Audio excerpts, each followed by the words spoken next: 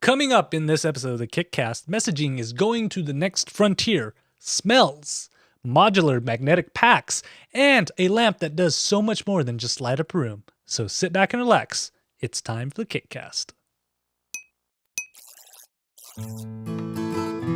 Hey everybody, it is time for another episode of the KickCast, the podcast about crowdfunding projects. I am Ktdata, and joining me is a man who is all rested and relaxed and at 200%, the one and only Drew Tyler. How you doing today, Drew? Hey, welcome. Thanks for having me. I always wait to hear how you're going to introduce me each week, and I'm hoping that one of these days you don't like let loose some horrible secret about me or something.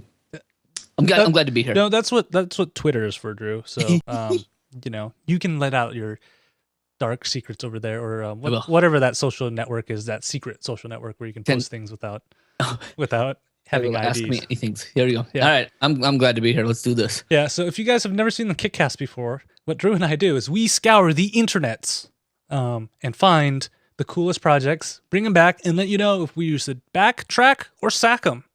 And easy. Yeah, and we're legit because we were on a about.com list. Which I was really excited to see that. There's a list of podcasts about crowdfunding things, which is pretty niche already, right? I mean, it's pretty narrow. But we were number 2 on the list about podcasts about crowdfunding. I was pretty happy. So yeah, I hope you guys enjoy the show and tell more friends to come watch on there and, make my the money I'm paying for our hosting. So that someday this show might be as popular as the Little Big Cast. Yes. Someday. One day. All right. So before we actually jump into our projects, let's start out with some news. So Big news. This is probably one of the geekiest things I have reported on the Little Big Cast, or not on the KickCast. Look at that. You're already hacking my mind. What is with you people? on the KickCast and Kickstarter this week. For once, they actually released something on a week that we record. They released 2-factor authentication. So everybody's probably going, KT, I know. What is this 2-factor authentication? Whoop, big whoop. Yeah. So what 2-factor authentication is it follows the idea that you are going to have 2 things to be able to get into a website. One is your password, and 2, something that's usually going to be on your body. And how it works is there's an app that you can put on your phone. You can actually use the Google Authenticator, or you can use another app called Authy, and it will generate a code every minute or so. And then what you do is you log in with your password on the Kickstarter blog, and then it's going to ask, what is your security code? And then you go load up the app, type in the security code, then it will let you in. So you're probably going like, why does this really matter? 2-factor authentication is super, super important because it requires you to have both things to get in. So if a hacker figures out your password but does not have your phone that generates the codes, they can't get in, which is a good thing considering that your credit information is tied to your Kickstarter account. Right. Next thing you know, you don't want to open up Kickstarter and find out that you have a whole bunch of projects you backed that you're like, I didn't back any of those. That could be trouble. I don't know. Do you like this, Drew, or is this just me being way too nerdy? It's super nerdy, but it's a good thing, and I think that as we move forward, just with things in general, it's probably time that banks do more of this type of 2-step stuff. But I think it's those people that are pushing the internets and the tech stuff forward that are doing it first. So I'm not surprised to see it here, but it is exciting news. Yeah, I even have my Facebook account doing this.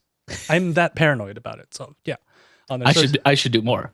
Yeah. So that is 2-factor authentication. So now our next one is really cool, and it kind of requires you to read another scientific article. So I will give you the Reader's Digest. Yes, lay it down for us. Clip notes on here. So researchers have discovered the difference especially if you go to Indiegogo, they give you 2 options. You can either do a fixed funding, so it's all or nothing, or you can do a flexible crowdfunding where you keep everything on there. So researchers actually went through Indiegogo's database. They went through 47,000 projects. That's a good data set right there. That's all right. And they compared the data between the fixed and flexible projects on there. On average, they found that fixed funding campaigns were looking to raise about $31,000, and on average for the flexible, only $20,000. So that's kind of a big difference right there. And this is the big news on there is the completion rates go like this.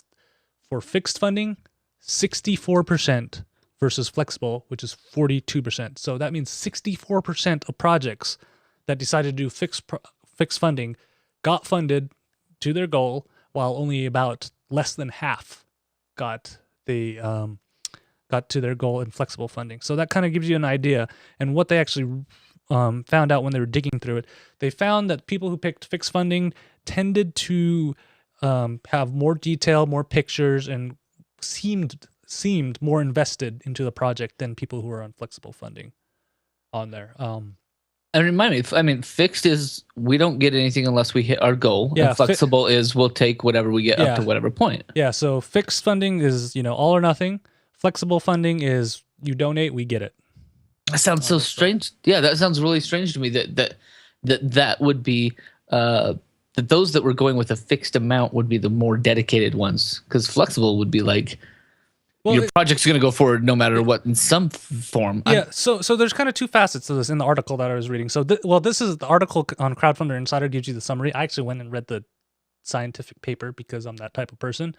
On there. And so in the paper, they actually talked about it, saying that people who were doing all or nothing, they felt more invested. So they wanted to reach their goal. So they were willing to put higher goals, and they, tried harder, and it puts the responsibility on the project creator for the liability, because if they don't reach it, they don't make their goal. Right. Whereas, and the donators are like, well, they didn't reach it, so no biggie for me. I didn't lose any money out of this. Right. But I got a little bit. Yeah. Versus the flexible one seemed to be a better way if you're looking to grow what you already have, because people saw it.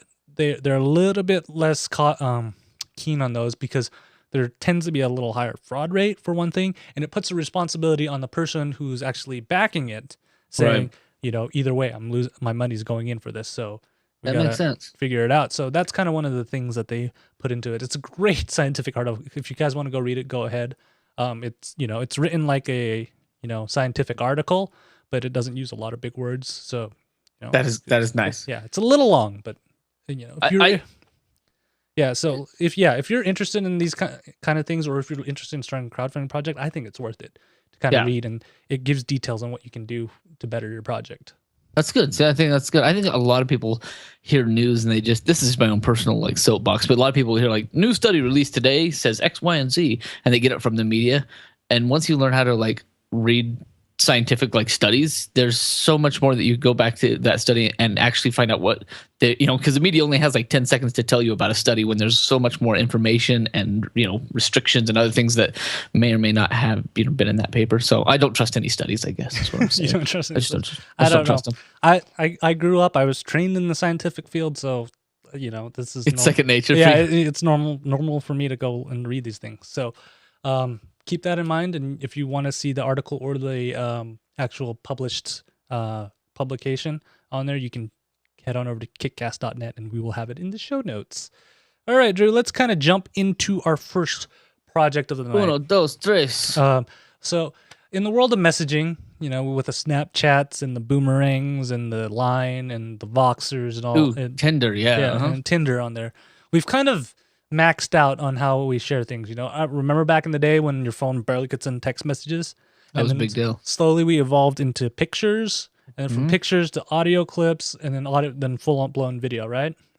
Where else do you go? I mean, what else is left? So what else is left? How about smells? This is so sci-fi for me. It's just really? Yeah. So our first project is called the O-Phone Duo, and it is a way for you to send smells to people electronically on there. So what happens is you have this little device called the O-Phone Duo, and inside it has little cartridges called O-Chips, and on each of those cartridges, there's 4 different smells on there. The Duo can take 8 chips, so 4 times 8, that's 32. I did some math for you guys, correctly, might add.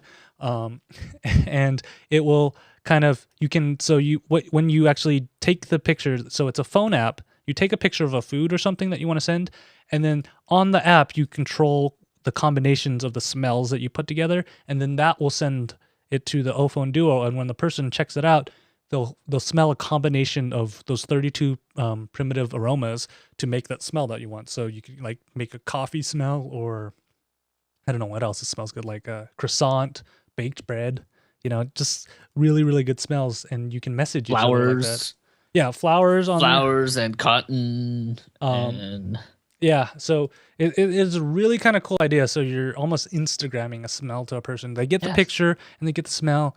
And what's good about it is that it does not dispense it so it like fills up the room. It only gives you enough to remember the smell. So the way I like how they kind of describe it is they try to make it the same way we talk in a sentence. You say one sentence, you go to the next one, you go to the next one. Same with these smells. It's enough for you to kind of experience it, but then it goes to the next one, and they try to make sure it doesn't linger on there.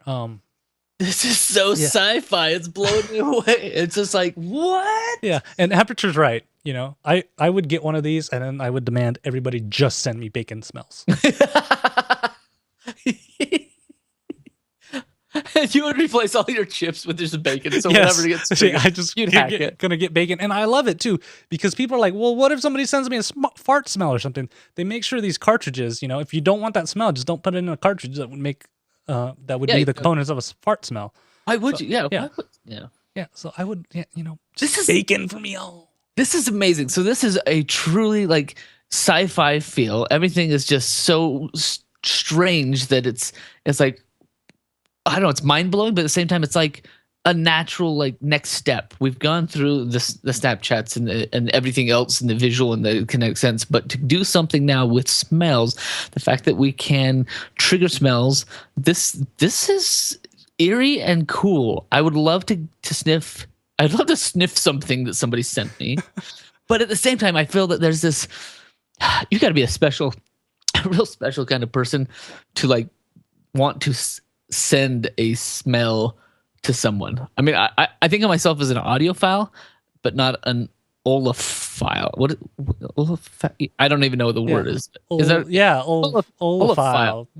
I love smells, but when I'm eating a good food, I do think of myself as like a pretend foodie. So when I'm eating a nice meal, delicious. I eat that, but I don't know that I could break it down into its components and be like, okay, there's a little hint of flowers in there, and there's somewhat of a beach smell, and I'll put in some salt. I don't know if I could be good enough to put them all together, but I still would love to try this. This is fantastical. Yeah, like I mean, I bet at the beginning it'd be a little rough because you're still trying to figure things out. But eventually, you'd get really good at it. I mean, have you seen the people on Instagram and stuff? I remember some of the first pictures that are just like, now you see all these pro photographers using it and be like, whoa, that's a great image right there. So I think eventually being able to get this, and they've been working on this for quite some time. And it was like a class project that they've turned into a full-on business. And I love it. I got to say, I love it. I think it's as crazy as it is. I love that people are trying to fund this type of tech with crowdfunding, because I don't know any big companies that would be like, oh yeah, let's back that. Let's go ahead and start the Samsung smell phone. Yeah, just imagine you stick an Oculus Rift on this, you put surround sound headphones on, you put this in front of you. I mean, like we're getting to the point where virtual reality is full immersion. It's awesome. And go back to the last episode with the haptic feedback vest on there. I mean, come on, like it's all put it together. That's Ready Player One. They talk about how it's a full haptic suit with the Rift glasses and a smell sent off to the side. Imagine how many kids that don't get out of their parents' basements, how they could they could still like smell like things were normal. I would totally never leave the studio if I got that full system. I'd just be here the whole time. Everything's virtual for me. So this is definitely a back for me. Granted, it's a steep one.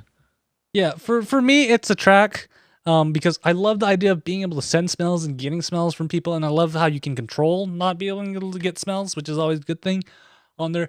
The two things that another thing is great is the app to send smells. It's free. You can get it now on the App Store and start sending smells. They're setting up these pop-up shops where you can try these smells that put together, and eventually when the Ophone Duo comes out next year, you can get it at home on there.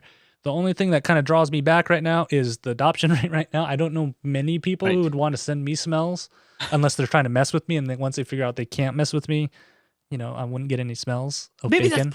maybe that's part of it. Is that there is an intimacy that comes with smells that may not come the same with pictures or text. At least in our current culture, like there's that's another step in our relationship when you can enjoy a smell together. I don't know. Well, I mean, think about it. Think about this. You were on a shoot across the U.S., far away from your wife. Your wife's just baked your favorite, apple pie or something like that, and then she could send you that smell. Yes, now that She sends you a picture of it saying "missing you, babe," and then you can smell it and see the picture of what she baked for you. yeah, that'd be sweet. That'd be I'm nice. just thinking. I mean, it's just taking communication to the next level. I love it. But yeah, it's the price and the adoption rate right now is just not quite there, but it's track. So if they get close, I'm getting one of these on there. The flexible funding, and they're about a tenth of the way there with another month plus to go. Yeah, because I want to see this happen and just get this revolution in messaging. Yes, that's where I'm at right there. Revolution, please. Yeah. All right. So that is awesome. That is the O phone, and our next item is the Tessel. So explain to people what a Tessel is. It sounds fantastical. Another wild one. This one's the Tessel anti-gravity pack. So Tessel Supply is a company that makes cool things, but I think what grabbed me about this one was that they made this kind of modular backpack system in a way. So this is a backpack, but as I watched the video, I think what worked for me was watching as they had these really cool names for every part of the backpack. And so you can see that there's the backpack, there's a little scrolling GIF down there. And so you see all the parts there. I'm gonna catch up with you. All those 4 little pieces right there. One's called the lander. I think one's called the rover. Each of those is meant for a different part of your setup. So there's the one that holds your laptop, one that holds your power cables and other extra cables, one that holds what's like a pencil case, so it's for other smaller things. What got me as I watched the video is that everything that they were loading into the backpack, into these specialized like little separate parts, is everything that I usually put into a back. Here, this goes in here, keys go here, wallet goes here, and it all just kind of filled out together. And I just started saying, this is a pretty cool way to do it. So if you notice on there was these little connectors that allow you to kind of modularly connect one to the next thing. So you can take the full backpack and stick on the front end. You can stick on the pencil pack, or you can attach the laptop bag inside of everything else. I like the way everything kind of stuck together. It's innovative. It's neat because if you only wanted to carry your backpack, your like laptop with its power cord around, you have something that's very slim fitting and comfortable for the laptop, and then that other pack, I can't remember all the cool names, but like the rover or whatever it is, the lander, sticks onto that one, and you can carry those too. Especially for me, where I'm going back and forth between buildings, and sometimes all I need is a laptop and a couple cables. I don't have to carry the whole backpack. I just throw it in there. So the Tesla anti-gravity pack is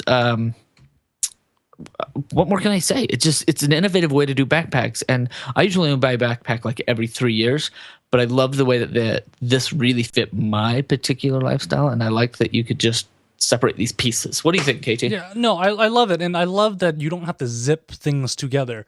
I mean, because we've sort of had modular backpacks before, and the implementation has not been great. Usually, it's just a bag with the separate bags, and you kind of have to still organize them to make them fit. These ones, you just it snaps, magnetically snaps in the spot, and then when you need to get it out, you can just pull it out. Because I mean, I when we do our live coverage for things, I'm carrying a pretty heavy backpack around with our gear, and what sucks is the before and the after, where I have to dig through the backpack to get things out or put everything in on here. Where you have this modular thing, I could take out 3 of the pieces, hand it to the people with me, and like, all right, you put in the mics in there, you put that in there, and you put it in there, and I work on the other things, and then when we're done, snap, snap, snap, zip, we're good to go. Yes. So I love this. I love that they're doing a little contest within this. So if you look at their farther down the page, they actually have a chance to win an anti-gravity pack from an Instagram contest with certain hashtags. They're going to choose their favorite picture of why you love space and adventures. But I don't know. I didn't even know. Well, this is a Salt Lake project as well, so it's kind of local to us, which is fun. But I think what got me was that video, and just as he was putting things in each pocket, I was like, oh, I carry that around with me. I carry that around with me. I carry that around with me. I carry that around with me. So I love this one. They've got a hefty goal. They're again about a little over 10% of their way there. They're aiming for 60,000, and they've got about 3.5 weeks left to do it. So another back for me. This is one that I I'm ready for another backpack. Yeah, I actually put a track in our notes, but the more I kind of hear you talk about it, the more like, yeah, this is a bag for me. I'm a salesman. It's you know, they should send you one just because I've got a great demographic, by the way, if you're listening, Tesla. I mean, I teach college, university level. I'm walking all day with my backpack. I'd sell you a bunch of them just by walking with it. While you're at it, compliment them on their video. That's some good videography and grading. I'm like, oh, that is so good. It was good. And you know, it was really pretty. Only production geeks would understand, but yeah. So yeah, it's a sick bag. Yeah, so that is 2 bags for the Tesla. All right. So our last project of the night is kind of interesting. You can see behind me, I have the 8-bit lamp on there. Can you hit it? Because I want to hear the noise. Can you make it go bing, bing? Yep. Let's see if you can hear it. Can you hear that? Yeah. So I love it, but the only thing it does is shine light. So our next project was like, we can do so much more than shine light. They call it the lamp for the 21st century, and it is called the Luma. And so you're probably wondering, okay, KT, why are you so antsy about this? So let me tell you some of the features of the Luma. It has a built-in USB port on it, I mean, it's ideal. I charge my phone on my nightstand all the time, just plugging in the lamp. Hello. Yeah, and it's not just any old USB port, so it's not one of those like 0.5 amps. It's a 2.1 amp charger, so it can charge every phone and every tablet that's out there. You know, it's providing enough power and charging it at the most optimal speed on there. So that's great. That's one thing. That's only one thing. It also has a built-in Bluetooth or 3.5 aux-in speaker to it. So you can, if your phone doesn't have Bluetooth, you can plug it in with a cable, or you can do it wirelessly via Bluetooth. On top of that, if your phone doesn't have Bluetooth at this point, I don't know that you're going to be looking at a lamp of this caliber. I don't know. No, they should be looking at this lamp because I'm excited about this. No, it's great. I'm just saying, if you haven't gotten a phone with Bluetooth, you're probably still like rocking your BlackBerry or something. Yeah. Maybe you shouldn't be looking at light up lamps. I think even BlackBerries have Bluetooth these days. Yeah. So on top of that, people are like, okay, it's a mono speaker. You can link 2 speakers together so you can have a stereo set wirelessly. No cables or anything. They can be wirelessly linked. So 2 lamps, 1 source. In addition, it is a lamp that does multiple millions of colors. They said million color LEDs. So it doesn't just have to be that boring white. You can make it any color you want. And even in the colors, they've decided to kind of go into different features on there. So there's a music mode where the lamp will blink and change colors to the music on there. There's a notification mode. I love this. I do that. Yeah, so if you get a text or a phone call or a message on there, it will blink and you're like, oh, I got a message on there. So you'll be able to hear it through the speaker and it will blink and you're like, oh, I'll go check that. It also has, this is another cool thing, is a proximity one. So when you come into range, the lamp will turn on, which is good. You can put it by the door. So when you get home at night, lamp turns on for you. Perfect, right? Yeah, I like this a lot. It also has an alarm mode. So you can wake up, and it has this cool gradual. Turn on. So that that's great, and you have your phone already hooked up to it, so you'll be able to hear the whatever you want to hear when you're waking up, and your phone will be charged because there's a charging port already on it. So many good things going on here. Yeah, and then you can group these, so the app can control more than one light at the same time. So if you want all your lights to be green, you can do that, or if you want only a couple to be red, you can do that too. Which is I love it. Like when I saw this, I'm like, oh, this is really, really cool on there. And then it comes in 2 different versions. It comes in a short version, which is about 10.25 inches high, or a tall version, which is 18.2 inches high on there. And then it comes in 2 styles, the modern bent kind of thing, or the more traditional cylinder-shaped lamp on there. And on top of that, it's another Utah project. This was Utah? Yeah, these guys are in Provo, if I remember correctly. So I'm like, I love it. Did you? I'm looking at this, and they're only looking for $5,000 in a goal, flexible funding.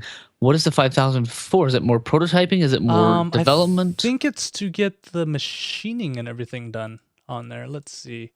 So their production timeline, it is July, right? Software finalization on there. So they originally launched it on Kickstarter, but they got a lot of kind of feedback where they're like, oh, we want to get more than one.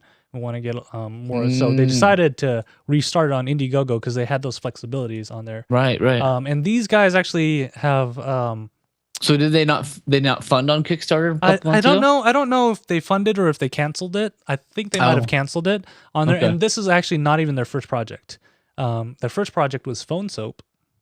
Wash your soap, get all those microbials off. These are the same guys. It did fund. I just pulled it up on Kickstarter. It funded to the tune of $224,000. Yeah. Okay. Boom. Yeah. So, these are probably like just another extra run where they're like, okay, we're trying to accommodate all those extra people. So come get them at this level. Yeah, come get them at this level, and I love it. And they're not that bad price wise for lamps. No, not at all. I mean, especially you could do all that stuff. Yeah, I love it. So now I got to go talk the wife into it. You got to get two. You got to get the stereo. I know that's the problem. You just told me that you got to get the stereo sound on there. I mean, I want to get one of these on there. There's so much. I could have like a whole light corner over there.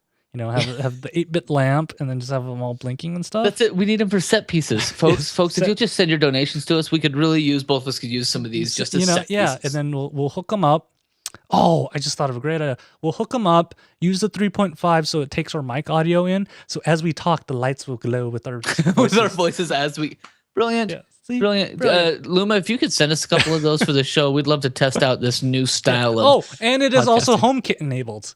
So people are going like, HomeKit? Yep, what? In the new version of iOS, they have this HomeKit thing that allows your phone to control all this. So it's like, yeah.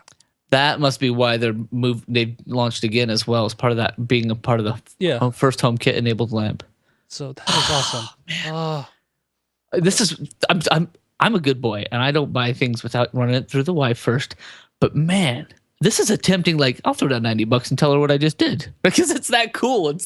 Honey, it charges the phone and it's an alarm and it lights up the room and we both can have and I love it. Yeah, and Jeff from the Little Big Cast is trying to give me crap. He's like, "Do you even use an alarm?" Yes, Jeff, I use an alarm. There's 1 day a week I sleep in. 1 day in a week. Every other day I wake up early. That's right, because you have a big boy job. You have to go show up. I have to like. Be on time. Now Jeff does too. Jeff's got a big. You'll understand this, and you probably will even understand it more than I do because you can't sleep in on Saturdays because you have kids, and kids will wake you up on Saturdays. Yeah, it's true. That's true. Just let me enjoy that. See, awesome. See, I don't have a gatekeeper, so I can just surreptitiously spend this money and regret it later. Yeah, I don't think I regret it though. That's the thing. You don't. You don't have a gatekeeper. That's fantastic. Yeah, like I don't think so. I mean, some of these Steam sale games that have been going on. Yeah, the regret may kick in later for that, but for this lamp, and if you guys can't tell, it's a back from both of us. Yep, it's a back. We're gushing. I don't know that we don't gush over very many projects. It's usually like, yay, we cool, that's neat. This one, I feel like we're a little overly like, ooh, yeah. Neat. I mean, if you guys are watching this post, go back to when I first introduced this and to where I am right now, and you'll notice my energy level kind of spiked. I'm like, I love it. On there. So good. Yeah. So unfortunately, though, that was our last project, Drew.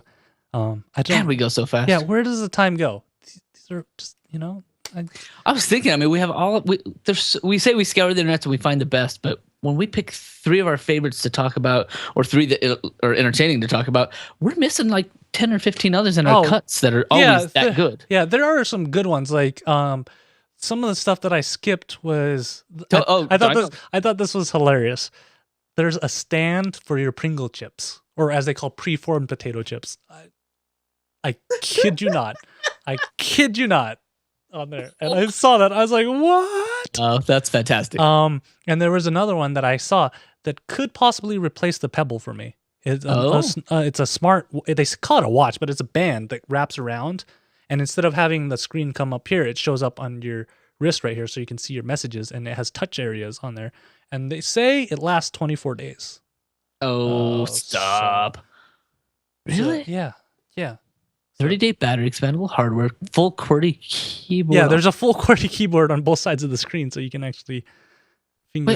But if it's on your wrist, how do you? You just got one finger, man. This is too fun. I mean, like, yeah. There's that. And then like another one was, what was it? There was a spirometer adapter for your phone, so you could you can measure your lung capacity on Oh. your phone. Oh wow. Well, then there's the one that you gush over that you loved. That was the a figure. Yeah, there's a figure one. I am backing that. Like, that's not even on there. It was tough. Like, yeah, I'm gonna make it. I don't know how it didn't make the show. That one's one you're excited about as well. But I know there's just so many cool things. So this is one where they're doing a bunch of pre-made formed action figures that are in poses, and then they will 3D print your head, your face, your head, and put on the figure and ship it to you. So you could be Lightning Boy. Yeah, I'm gonna get one of those with my face on it. My face. That's what we need. We put those in our studios. Yeah, and I'm gonna get one of those. And the reason that project, like, I was like, okay, get my own figure. That's kind of cool. And then I found out who's behind it. The person who actually modeled for Shell in the game Portal 2. And you're like, you're just overload on there. So I'm gonna go back this after the show. But if you guys want to see these KickCast cuts, make sure you pay. I'm gonna remember to post these. I'll be posting them kind of periodically through the week on our Facebook page, which is at facebook.com/KickCast, on our Twitter page at KickCast, on our Google Plus page. Yes, Google Plus is still around and relevant. It's plus.kickcast.net on there, and you'll just see all of them slowly delve out during the week on there, and you can see how excited I got on that. Also, if you want to watch live, thank you for all the people watching live. Mr. Aperture, Mr. Hawks, Reverend Winston. Who else? Good crew out there today. Yep. Who else do we got on here? If this will load, Papa Rubio. That's an awesome. Yeah, he was in for a while. Yep. Yeah. So, like, thank you all of you guys for watching. If you guys want to watch live, you can find us at live.kickcast.net, and our next live show, July 8th, 2014, 10 days before my birthday. So if you haven't gotten me a birthday gift yet, do me a favor and go tell a friend about the show and have them listen to the show. Yes, yeah. Like, show them the about.com article. We're real. We're big time now. Yeah, and I'm making it cheap. You don't have to buy me anything. Just go tell a friend about the show. Tell a friend. That's good. That's good. Tell a friend about the show. And if you saw any of these projects and you're like, wait a minute, where do I find the Luma, or where do I go find the O-Phone or the Tessel?